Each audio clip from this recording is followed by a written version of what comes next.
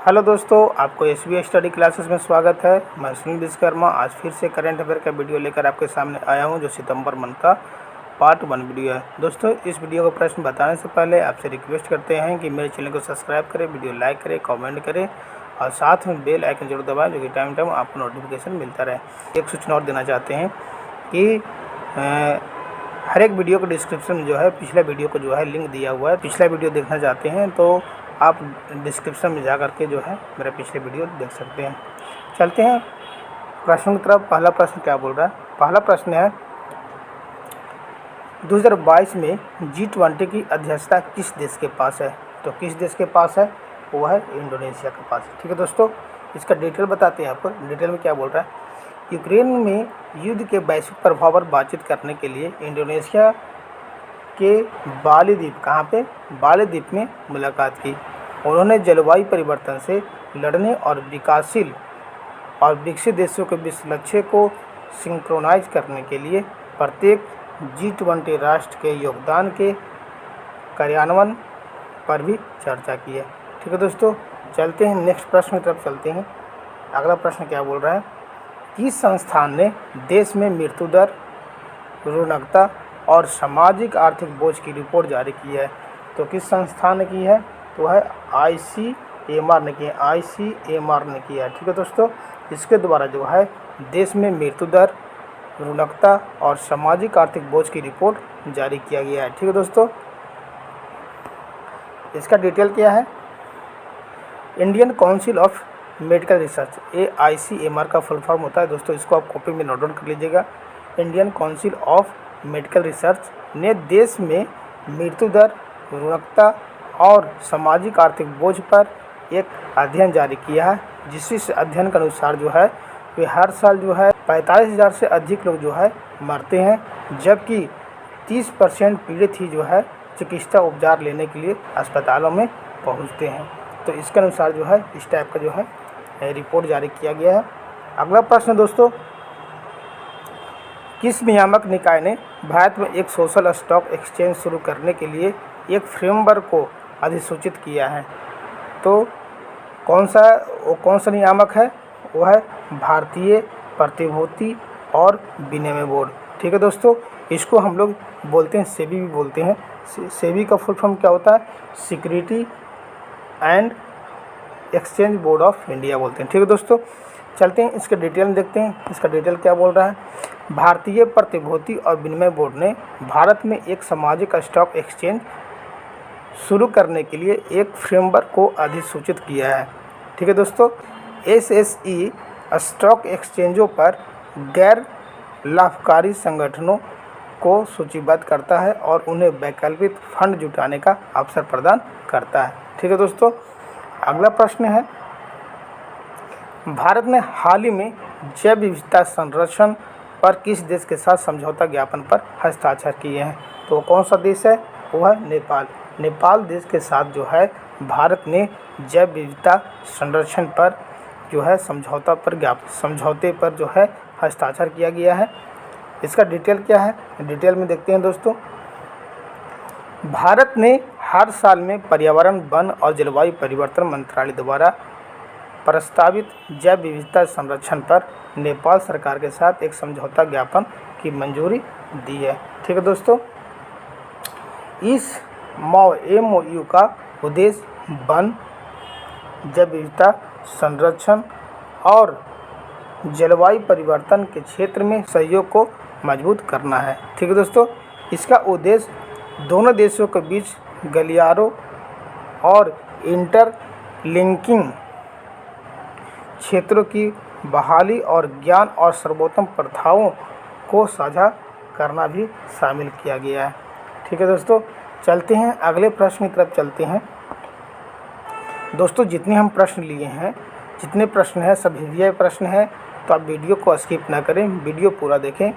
ठीक है दोस्तों, हाल के NSO डेटा के अनुसार किस वित्तीय वर्ष 2022-2023 की पहली तिमाही में भारत की GDP विकास दर कितनी थी? तो GDP विकास दर कितनी थी? तो वह 13.5% थी। 13.5% जो GDP विकास दर थी भारत की, इसका डिटेल क्या दिखा रहा है, डिटेल में है राष्ट्रीय सांख्यिकी कार्यालय द्वारा जारी हालिया आंकड़ों के अनुसार भारतीय अर्थव्यवस्था एक साल में सबसे तेज गति से बढ़ी है। इस वित्त वर्ष की पहली तिमाही अप्रैल जून में सकल घरेलू उत्पाद में 13.5% की वृद्धि हुई। आरबीआई के 16.2% आर्थिक विकास के अनुमान से कम है। ठीक है दोस्तों, चलते हैं अगले प्रश्न की तरफ चलते हैं।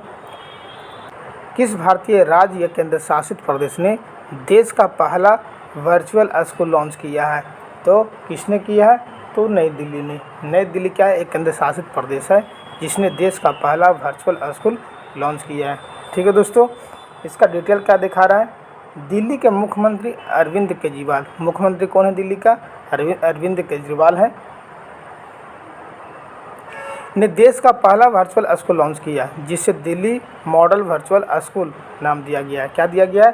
दिल्ली मॉडल वर्चुअल स्कूल नाम दिया गया है, जिसमें पूरे भारत के छात्र कक्षा 9 से 12 में प्रवेश के लिए पात्र होंगे। DMVS Delhi board of school education से संबंध होगा। ठीक है, और छात्रों से कोई शुल्क नहीं लिया जाएगा। कक्षाएं स्कूलेट और गूगल द्वारा निर्मित एक विशेष मंच के माध्यम से संचालित किया जाएगी।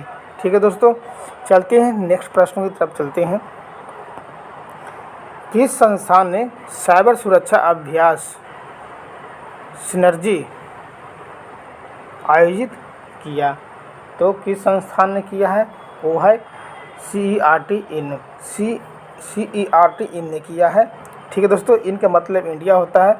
चलिए आपको इसका फुल फॉर्म बताते हैं। CERT का फुल फॉर्म होता है भारतीय कंप्यूटर इमरजेंसी रिस्पांस टीम होता है। क्या होता है?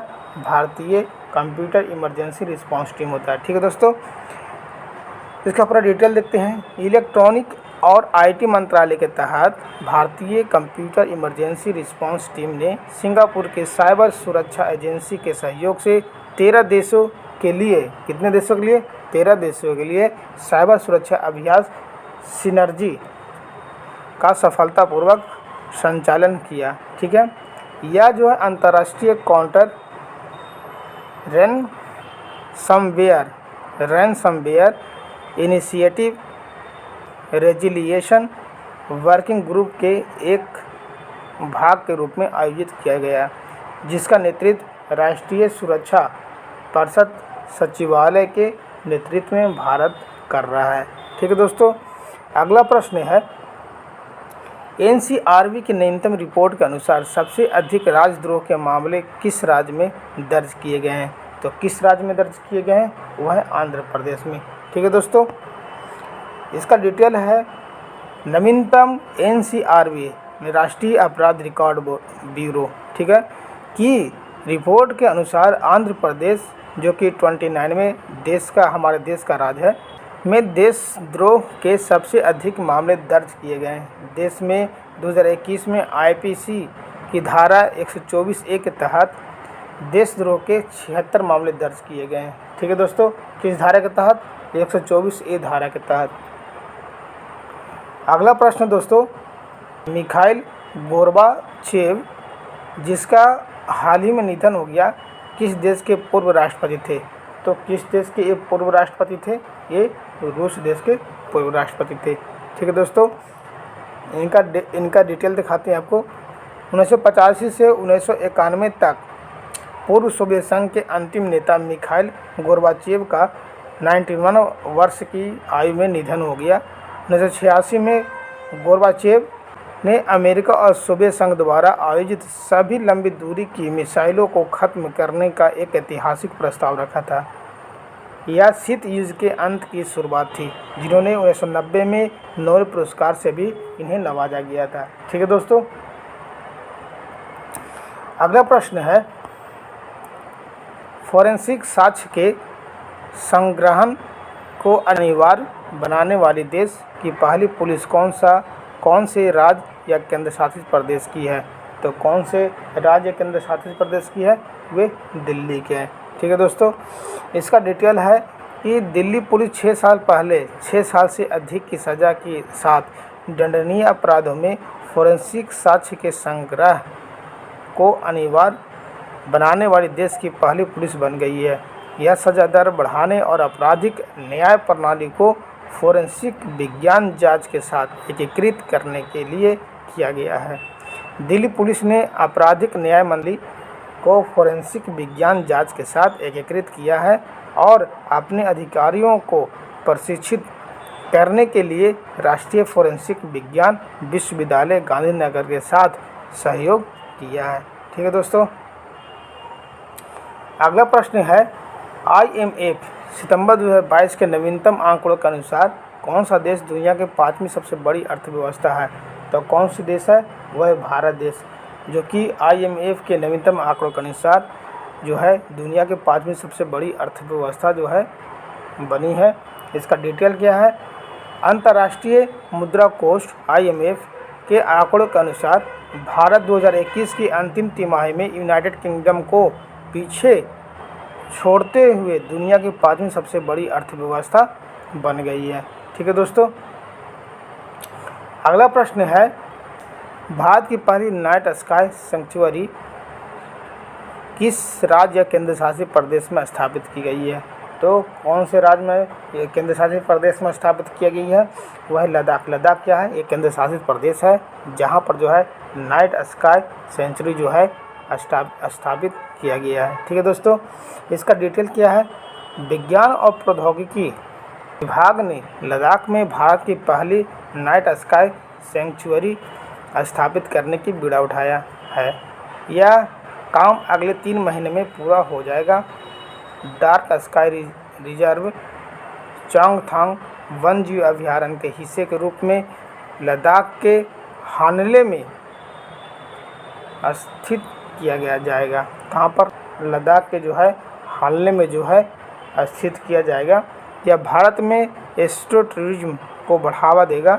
लेह और भारतीय खगोल भौतिकी संस्थान के बीच एक समझौता ज्ञापन पर हस्ताक्षर किए गए हैं।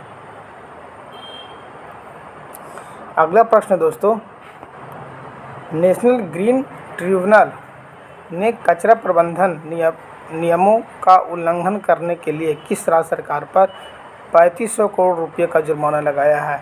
तो कौन सा राज्य है? वो है पश्चिम बंगाल। पश्चिम बंगाल पर जो है नेशनल ग्रीन ट्रिब्यूनल ने कचरा प्रबंधन नियमों का उल्लंघन करने के लिए जो है पश्चिम बंगाल पर जो है 3500 करोड़ रुपये का जुर्माना लगाया है। अगला प्रश्न दोस्तों, हाल ही में आयोजित 30वीं दक्षिण क्षेत्रीय परिषद की बैठक का आयोजन स्थल कौन सा है?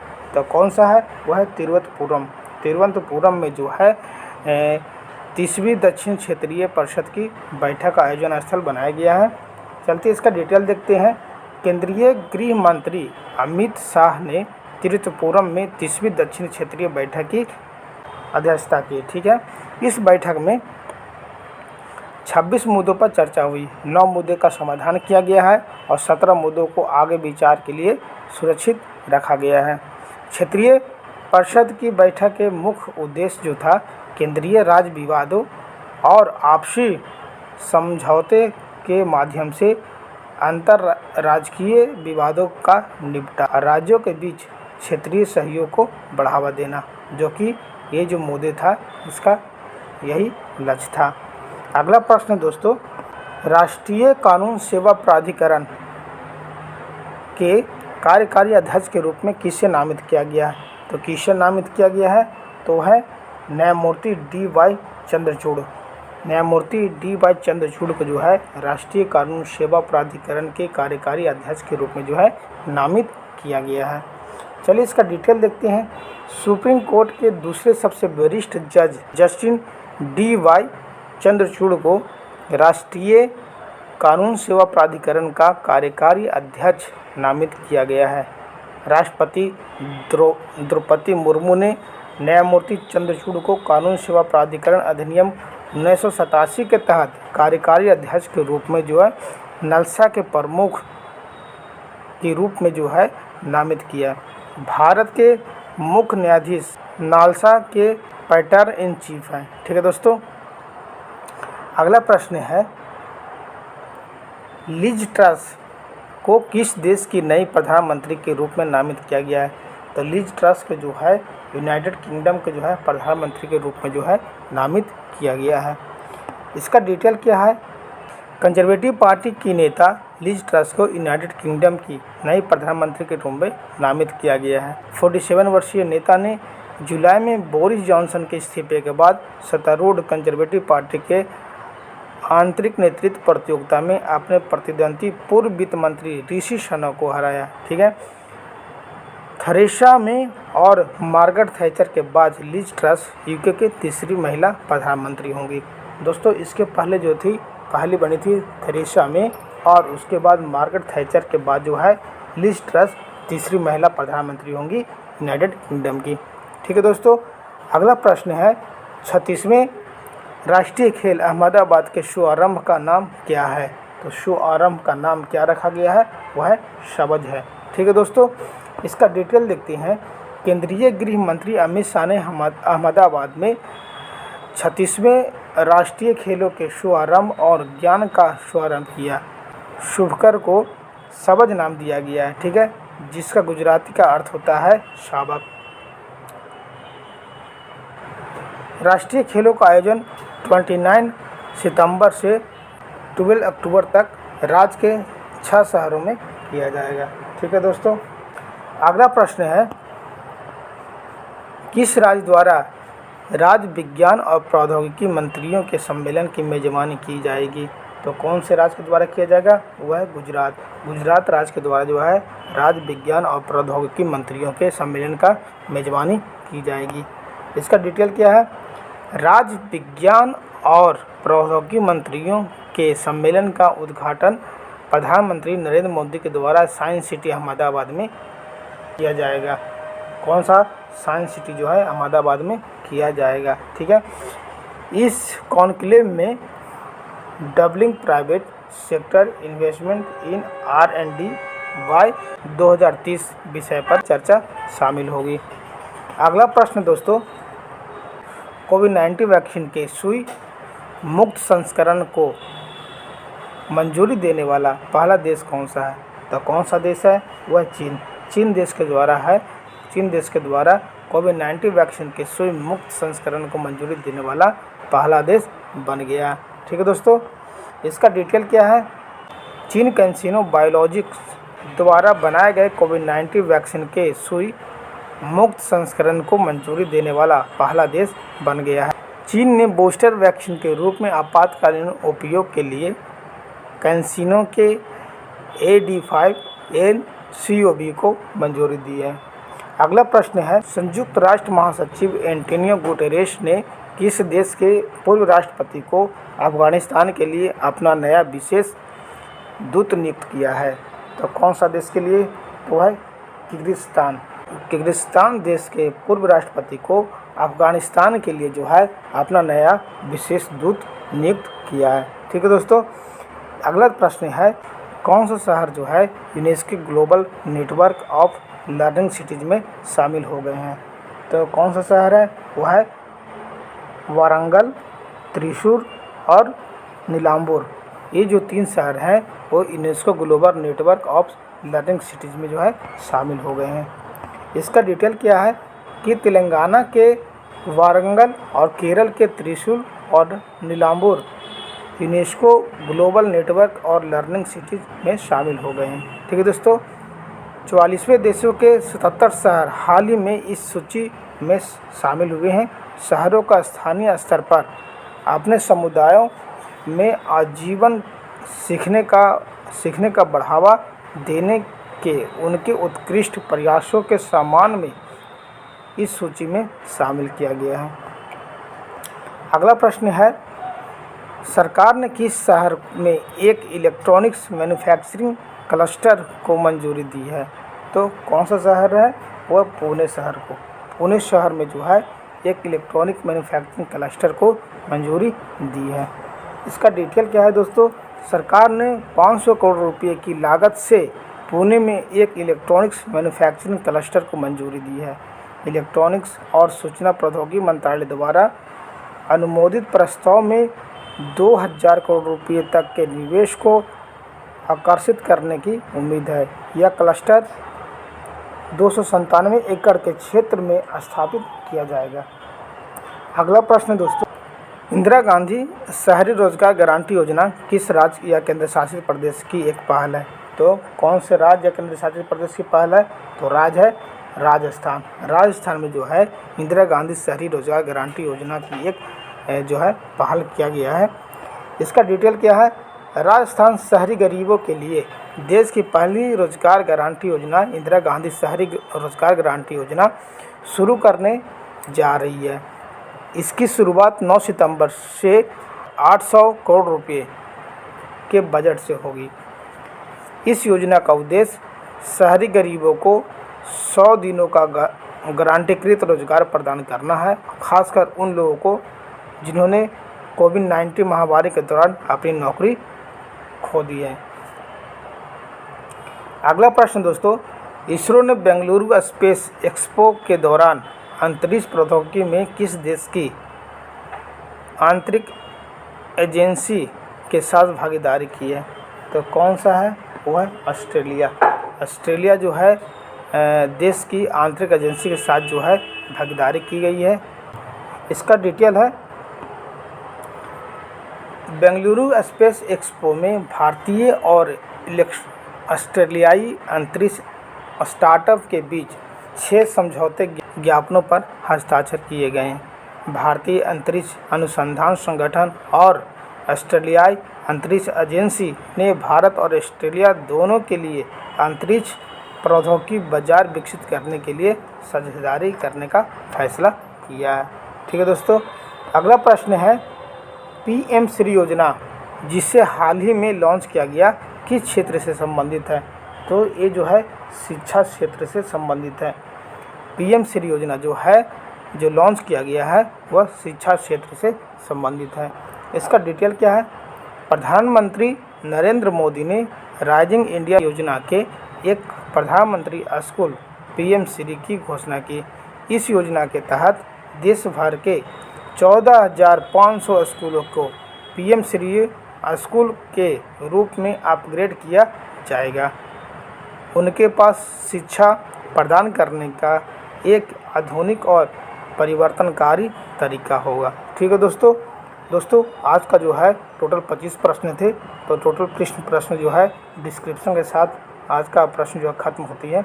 दोस्तों आपसे रिक्वेस्ट करते हैं कि मेरे चैनल को सब्सक्राइब करें, वीडियो लाइक करें, कमेंट करें, शेयर करें और साथ में बेल आइकन जरूर दबाएं जो कि टाइम आपको नोटिफिकेशन रहे। Thanks for watching my video. जय हिंद दोस्तों।